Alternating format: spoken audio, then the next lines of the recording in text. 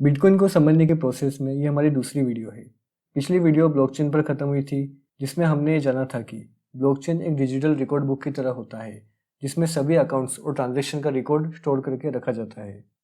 आगे बढ़ते हुए इस वीडियो में हम जानेंगे कि यह सब कैसे काम करता है और बिटकॉइन में ट्रांजैक्शन कैसे होते हैं।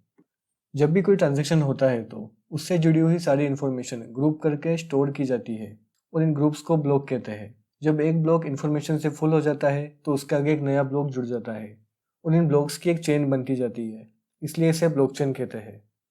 हर नया ब्लॉक पिछले ब्लॉक की हैश से जुड़ा होता है। हैश लेटर्स का एक ग्रुप है जिसमें उस ब्लॉक की सारी इन्फॉर्मेशन स्टोर होती है और ये हैश अगले ब्लॉक के लिए रेफरेंस का काम करता है। हैश फंक्शन को सिस्टम की सिक्योरिटी बढ़ाने के लिए काम में लेते हैं। इस प्रोसेस को क्रिप्टोग्राफिक हैश फंक्शन बोलते हैं। किसी भी जानकारी को, चाहे वो एक शब्द हो या पूरा ऐसे, उसे इस फंक्शन से पास करके एक फिक्स्ड लेटर के ग्रुप के रूप में प्राप्त किया जाता है, ताकि ओरिजिनल इन्फॉर्मेशन को कोई चुरा ना सके। यह एक लीनियर प्रोसेस है। इसका मतलब यह है कि जानकारी को हैश तो बनाया जा सकता है, लेकिन उस हैश से वापस वो जानकारी प्राप्त नहीं की जा सकती। ब्लॉकचेन डिसेंट्रलाइज्ड होता है। इसका मतलब यह है कि ब्लॉकचेन डेटाबेस की कॉपी बिटकॉइन नेटवर्क के हर कंप्यूटर सिस्टम में सेव होगी और इन कंप्यूटर सिस्टम को नोड्स कहा जाता है। हर ट्रांजैक्शन का रिकॉर्ड इन सभी सिस्टम में सेव होता रहता है।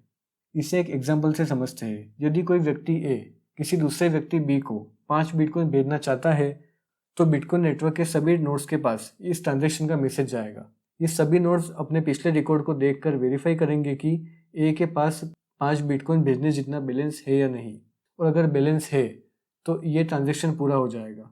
इसके बाद सभी नोड्स इस ट्रांजैक्शन को रिकॉर्ड कर लेंगे, यानी ए के अकाउंट से 5 बिटकॉइन कम हो गए और बी के अकाउंट में 5 बिटकॉइन और जुड़ गए।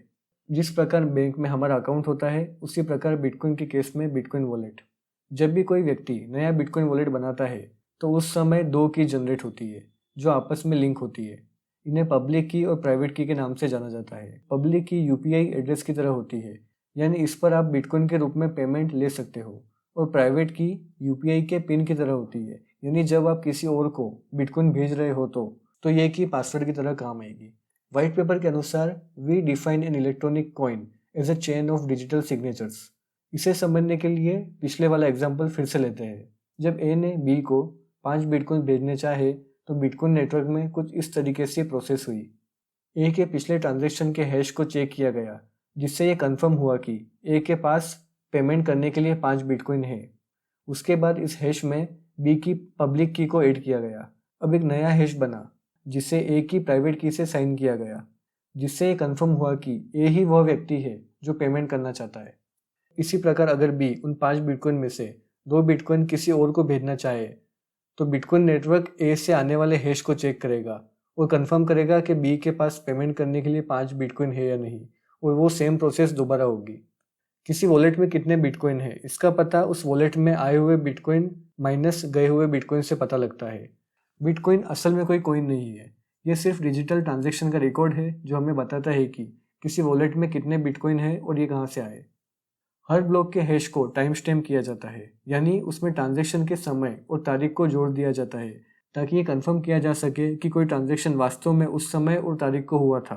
अगली वीडियो में हम जानेंगे कि बिटकॉइन नेटवर्क कैसे कंफर्म करता है कि कोई ट्रांजैक्शन सही में हुआ था या फेक था, और प्रूफ ऑफ वर्क इसमें कैसे मदद करता है।